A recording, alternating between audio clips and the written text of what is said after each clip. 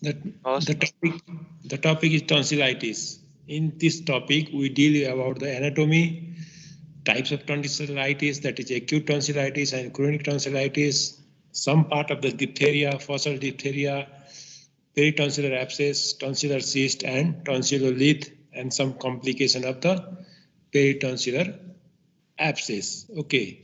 So anatomy, mostly you know the anatomy. It is just a revision for the anatomy.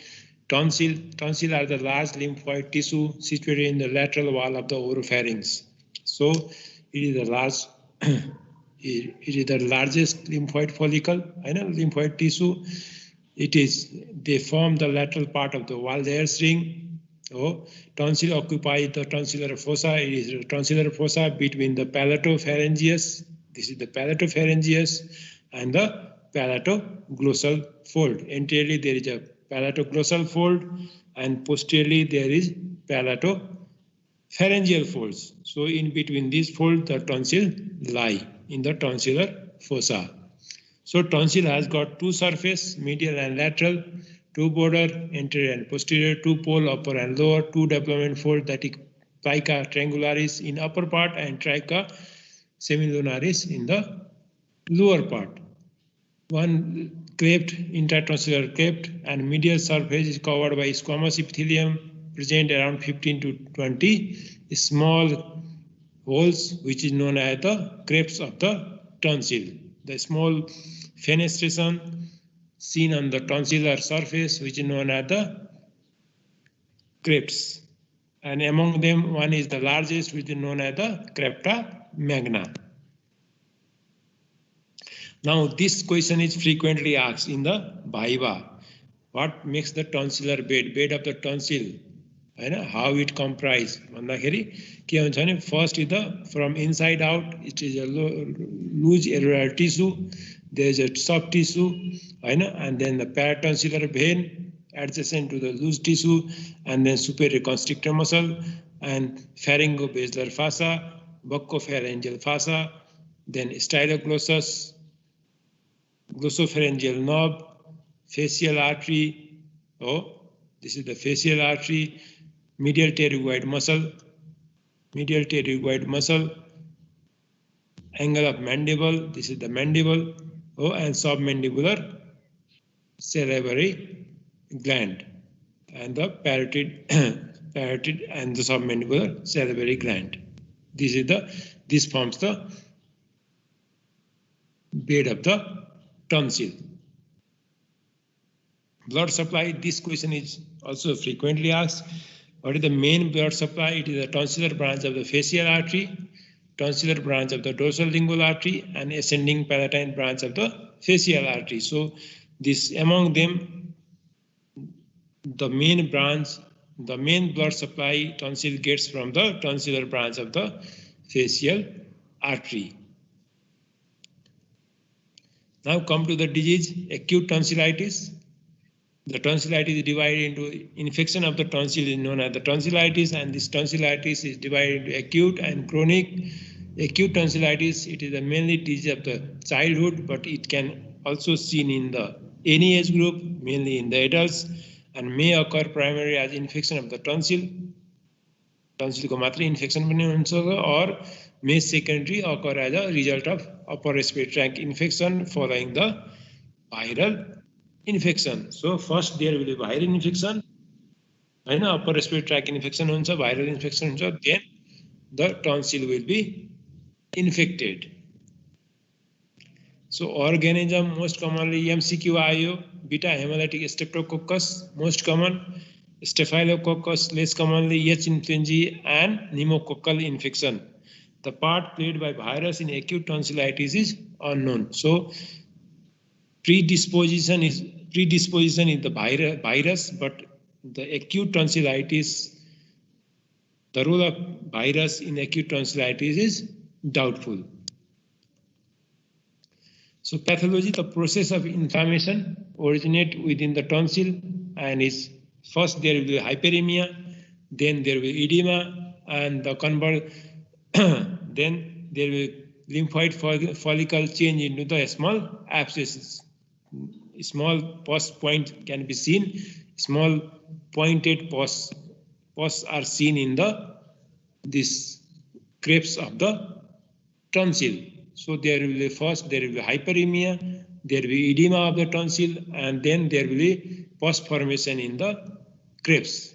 When the inflammatory exudate collect in the tonsillar crepe, these present as a multiple white spots on the inflamed tonsil. So first there will be hyperemia, edema, then there will be exudate formation, and then there will be pus formation, which give rise to the tonsillitis. And this pus point is the characteristic feature of the follicular tonsillitis.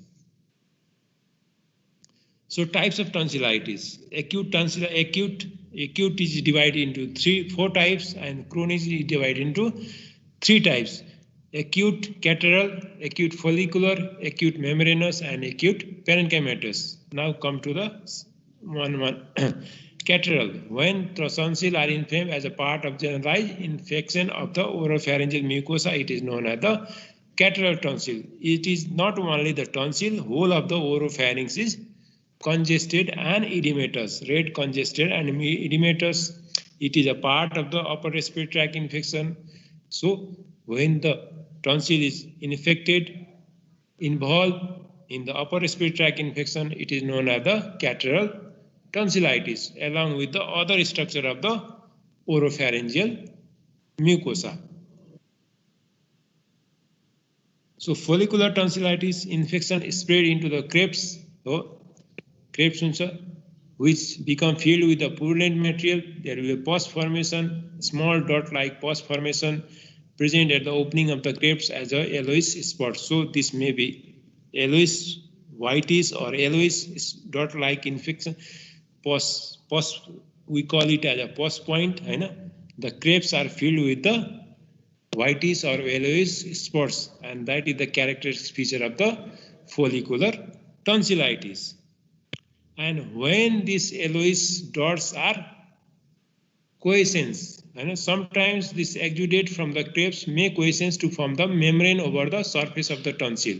So when this pus point quiescence and it forms the membrane-like on the medial surface of the tonsil, giving rise to the clinical picture of the membranous tonsillitis. So there will be membrane formation on the tonsil. So it is the membranous tonsillitis.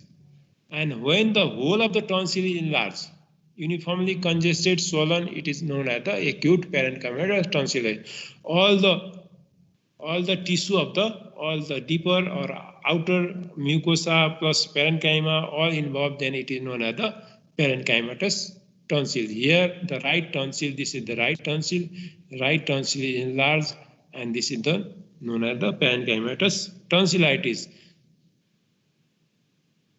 Symptoms.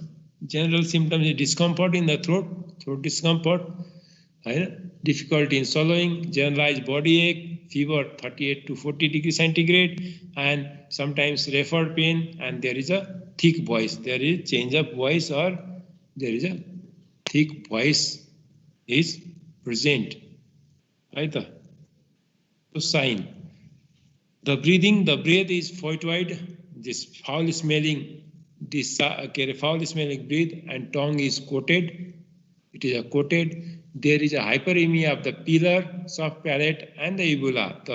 All the surrounding structure is hyperemic, and the features are different in the different tonsillitis. In acute follicular tonsillitis, tonsils are red, swollen with yellowish spots of the purulent matter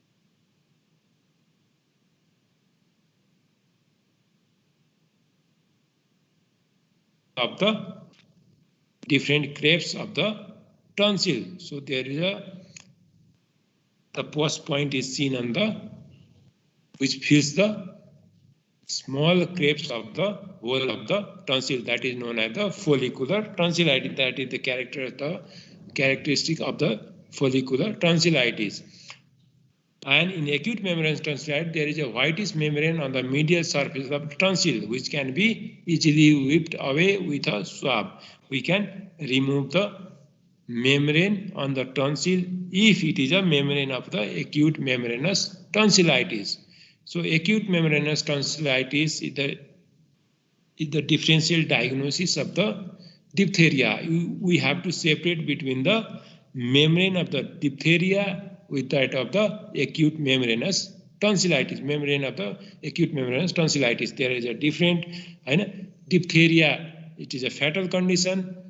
So we have to differentiate between diphtheria and the acute membranous tonsillitis. Both present as a membrane on the tonsil.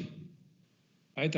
Acute parenchymal tonsillitis, the tonsil may be enlarged and congested. There will be no pus point. The whole tonsil is enlarged and the whole tonsil is congested so they almost meet in the midline along with some edema of the uvula and the soft palate. So both the tonsil are congested, enlarged as a whole, and they may meet in the midline.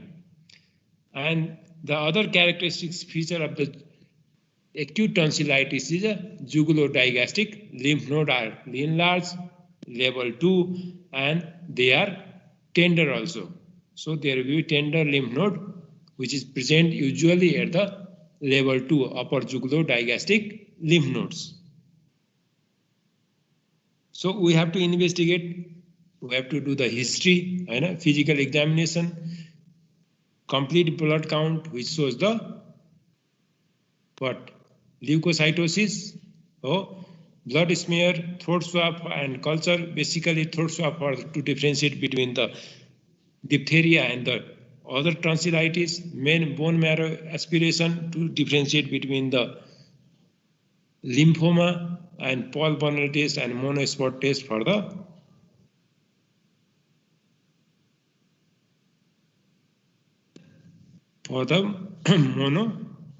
mononucleosis. Bed rest. Okay, treatment is the bed rest and encouraged to take plenty of fluid. We have to tell the plenty of fluid to take the plenty of fluid. Analgesia, aspirin or cetamol.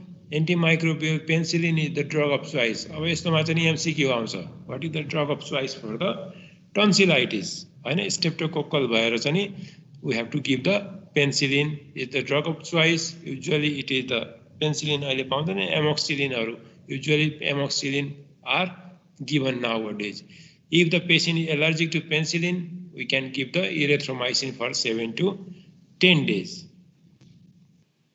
Complication, it may lead to the chronic tonsillitis, peritonsillar abscess, parapharyngeal space abscess, cervical abscess, acute otitis media, acute glomerulonephritis, subacute bacterial endocarditis, which is rheumatic fever. If it is, these two complications are seen if the organism beta hemolytic streptococcus. So beta hemolytic streptococcus give rise to the acute glomerulonephritis and subacute bacterial endocarditis.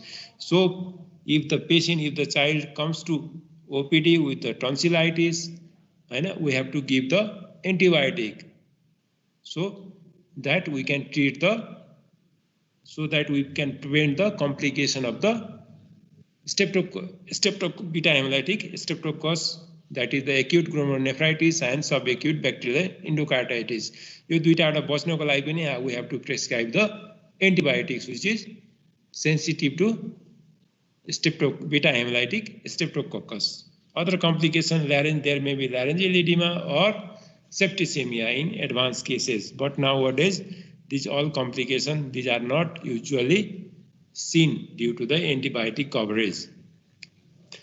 Our frequently question which is asked in the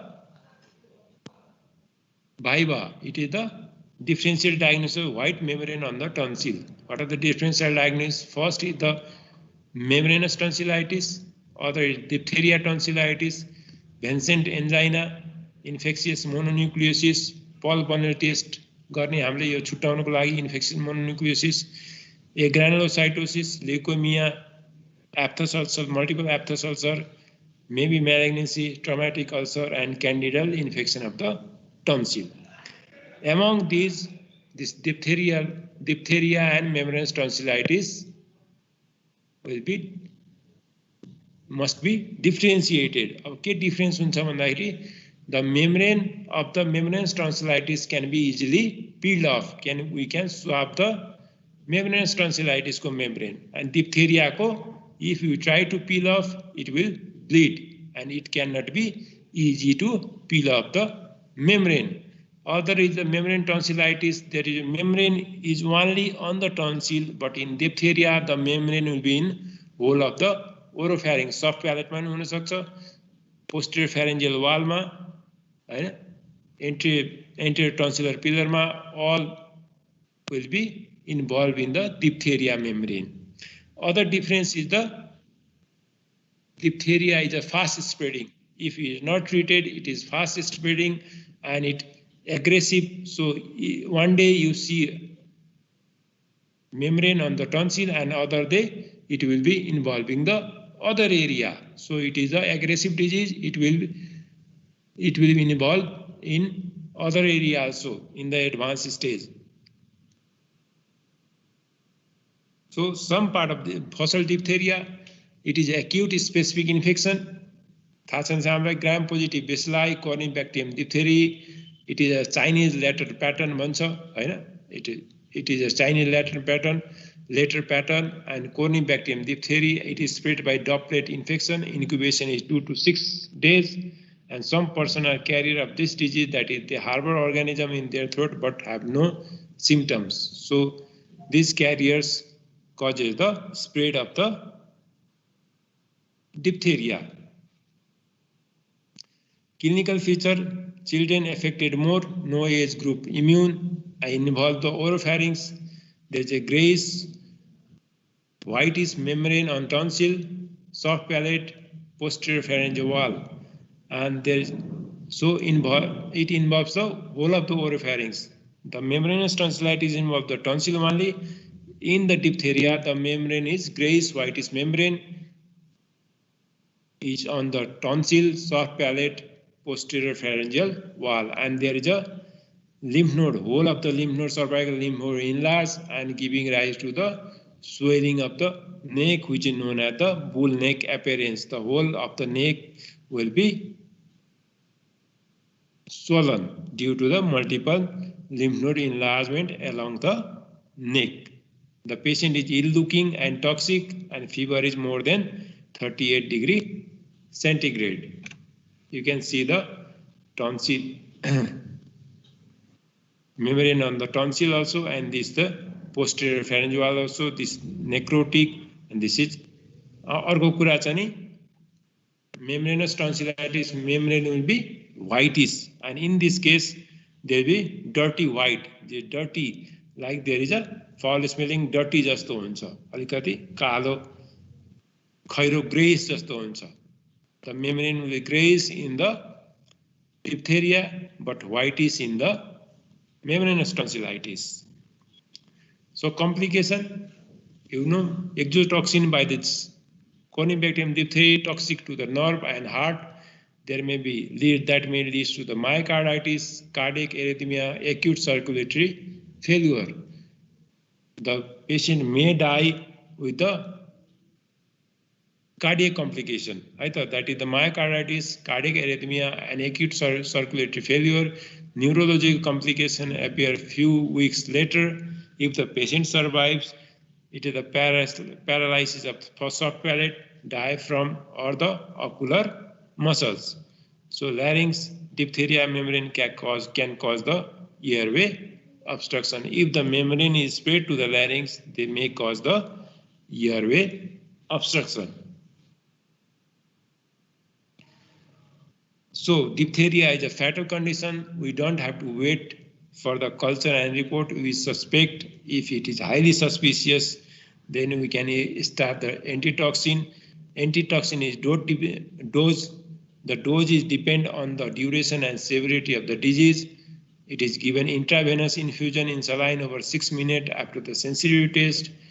20,000 to 40,000 units in less than 24 hours if the membrane is confined to the tonsil, and 80,000 to 1,20,000 units in more than 24 hours if the disease is more than 24 hours, and if the disease is extensive, if the membrane is extensive. We give the antibiotic, benzyl penicillin, and erythromycin. So come to the Chronic tonsillitis. Chronic tonsillitis, it may be etiology is complication of the acute tonsillitis. Maybe there is subclinical infection, long-term infection, which is subclinically, there is the infection lying in the tonsil, not affecting much, more in the children and young adults, and chronic infection in sinus and teeth. This chronic infection of the sinus and teeth also causes the chronic infection of the tonsil. So types are the chronic follicular tonsillitis, chronic parenchymal tonsillitis, and chronic fibroid tonsillitis. So acute मा चाहिँ 4 वटा छ, chronic मा चाहिँ 3 वटा छ. अब अलि जान्ने विद्यार्थीले के गर्छ भने acute को जे छ त्यही chronic मा भन्ने छ. That is not, Hahn, that is not the case here. So acute is 4 types and chronic is 3 types. Hahn, chronic follicular, chronic parenchymatous, त्यो दुईटा chronic acute र chronic same छ, तर third one is the chronic fibroid tonsillitis. So clinical features: recurrent attack of sore throat or acute tonsillitis. There is a repeated recurrent acute attack of the tonsillitis. Chronic irritation in the throat and cough. There is a irritation of the throat which causes the cough. The patient gives the history of bad taste or foul breathing, halitosis, and thick speech, difficulty in swallowing, and choking spells at the night. So these are the features, clinical features of the chronic tonsillitis. On examination, there is a varying degree of tonsillar enlargement in parenchymal tonsillitis, chronic parenchymal tonsillitis. There is a different degree of tonsillar enlargement. There is yellowish bits of pus on the medial surface of the tonsil in follicular tonsillitis. But in fibroid tonsillitis, small tonsil, the tonsil is fibrotic and it is small, right? So a small tonsil which on pressure on the anterior pillar expresses frank pus or cheesy material. So there is a small pus, patient giving the history of chronic tonsillitis, but you see the tonsil is small, and when you press on the anterior tonsillar pillar, there is a expulsion of the frank pus or cheesy material from the tonsillar crepes. The tonsil flushing of the anterior tonsillar pillar, the anterior tonsillar pillar it merged with the tonsils in the chronic tonsillitis, and jugular-dilated lymph nodes are enlarged. But in chronic tonsillitis, they are non-tender. In acute tonsillitis, the lymph nodes are tender, but in chronic tonsillitis, they are enlarged, but they are not tender.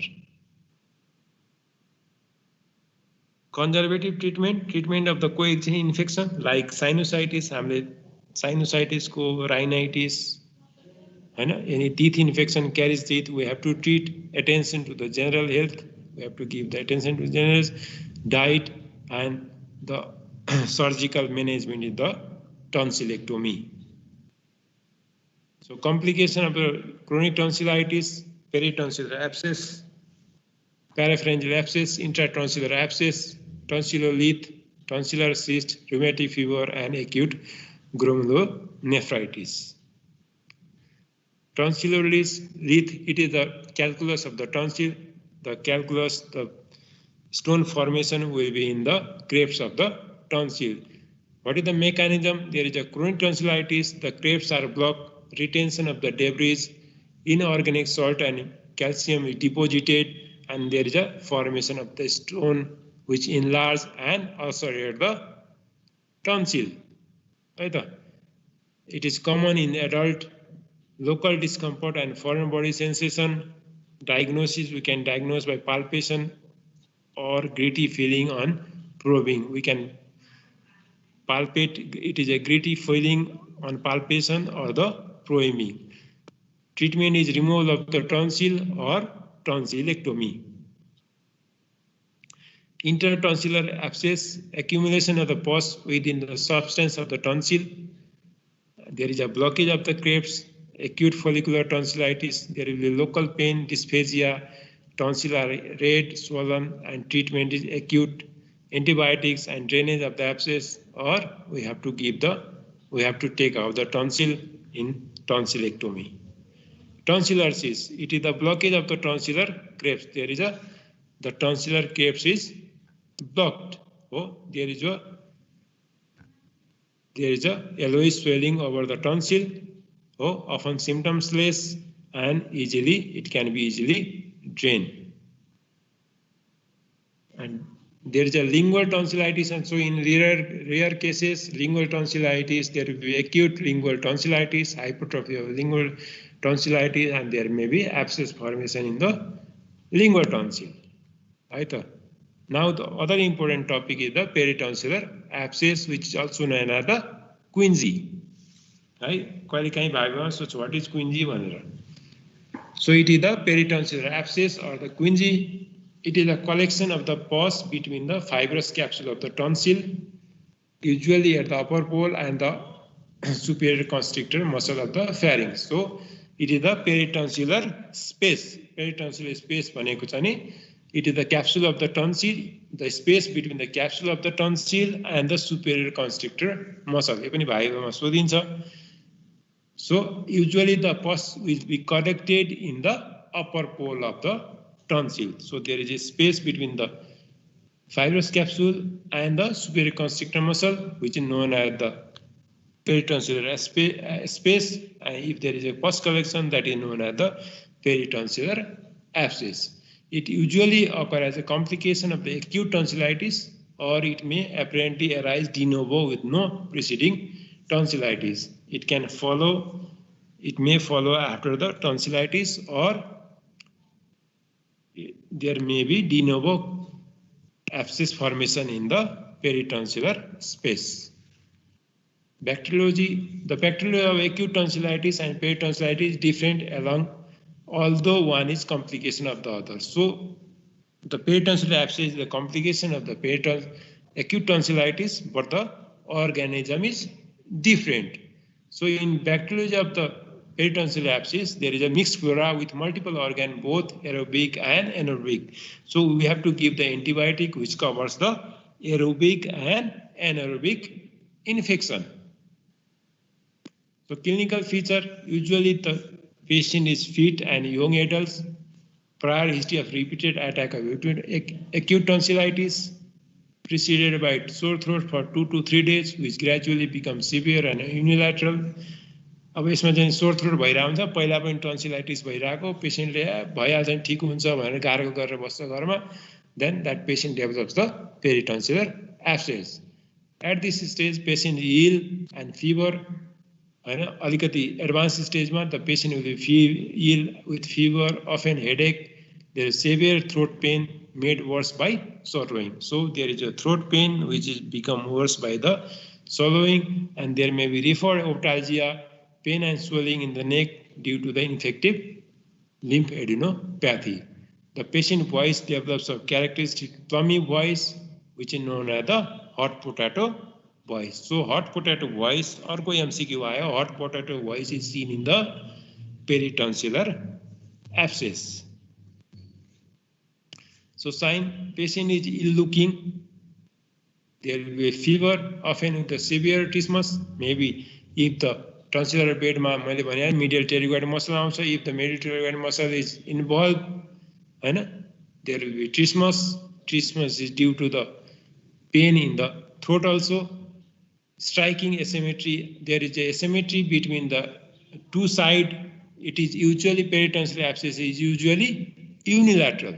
So in the side of the peritonsillar abscess, there will be edema, hyperemia of the soft palate. The tonsil is pushed medially, and the tonsil is hyperemic and displaces tonsil medially, and usually enlarged lymph node in the jugulo-digastric lymph node. So peritonsillar abscess is the unilateral.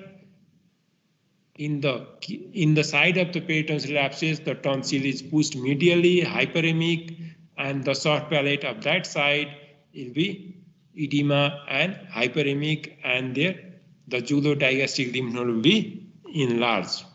Treatment, we have to preferably the patient is admitted to hospital and treated with analgesic and antibiotic, which comprise of which covers the anaerobic and the aerobic also. Right? In a patient with early peritonsil abscess, which is really peritonsil, cellulitis, incision and drainage are not recommended. So first we have to make sure if it is not only cellulitis. Cellulitis case ma IND gar kehi फाइदा हुँदैन gar kehi हुँदैन. We have to, there is a peritonsil abscess in this case, and in this case the peritonsil abscess is aspirated through the needle through the oral cavity. You can see the pus in the syringe. Right? So we have to insert the pus, we have to insert the syringe needle with the needle and then aspirate the pus. So indication of the IND, if it is pus is aspirated but not it is again formed, then we have to do the IND. There is a marked bulging of the soft palate and not responding adequately to the antibiotic. So where it is given, where we have to give the incision, because the internal carotid artery is in the floor of the bed of the tonsil, in lateral aspect of the tonsil. When you go deep, there will be internal carotid artery. If you injure the internal carotid artery while incision and drainage, the patient will die on the table or in OPD. So the IND is to be done cautiously, and this is undertaken at the point of maximum where we can nick small. We can give a small nick on the most bulge part, or we can give we have to make a imaginary line drawn along the base of the uvula, and the other line is along the anterior tonsillar pillar. So where it crosses the two line, then we give the lateral to that line, we have to give the incision. And when the acute stage is passed, when the peritonsillar abscess is passed, then we have to do the interval tonsillectomy after 6 weeks, or in previously the people has done the abscess tonsillectomy. So the tonsillectomy is done along with the abscess drainage, but nowadays it is not recommended. So abscess tonsillectomy is nowadays absolute. We have to do the interval tonsillectomy, that is only after the second episode of the peritonsillar abscess. First episode ma haina, second episode of the peritonsil. त्यही मान्छेलाई दुईचोटी भयो भने second episode भयो भने चाहिँ मात्रै हामीले टन्सिलेक्टोमी गर्छौं. फर्स्ट एपिसोडमै गर्दैनौं, फर्स्ट एपिसोड पछि मात्रै पनि गर्दैनौं, because 80% of the patient which got the peritonsillar abscess get the only, among them only 20% will suffer from the second episode of the peritonsillar abscess. So complication, quinsy is potentially fatal, lethal condition. There may be, if it is not treated, there may be pharyngeal edema, laryngeal edema, and parapharyngeal space abscess, which give rise to the fatality of the patient. Thank you. Any question? Sir. Yes. के रे त्यो चिसो धेरै खायो अनि अमिलो पिरो धेरै खायो भने टन्सिलाइटिस हुन्छ भन्ने कुरा मिथ हो? मिथ हो. अब कसैको सेन्सिटिभ भएर चाहिँ यो अपर रेस्पिरेटरी ट्र्याक भएर हुन सक्छ हैन, तर in all case that is not applicable medically. If someone get the allergic to the cold, hypersensitive to the cold, कसैलाई अब चिसो खायो भने हुन्छ भने चाहिँ then that become the upper respiratory tract infection हुन्छ, त्यसपछि tonsillitis हुन्छ, त्यसपछि अब तिनीहरुको complication हुन्छ. त्यही हो. Not directly but indirectly there will be chance of tonsillitis. तर चिसो खाँदैमा भइहाल्छ भन्ने छैन. त्यसले अब चिसोले अपर रेस्पिरेटरी ट्र्याक इन्फेक्सन गराउने चान्स भयो नि त, हैन? त्यो Any other? Thank you, sir. Okay, thank you.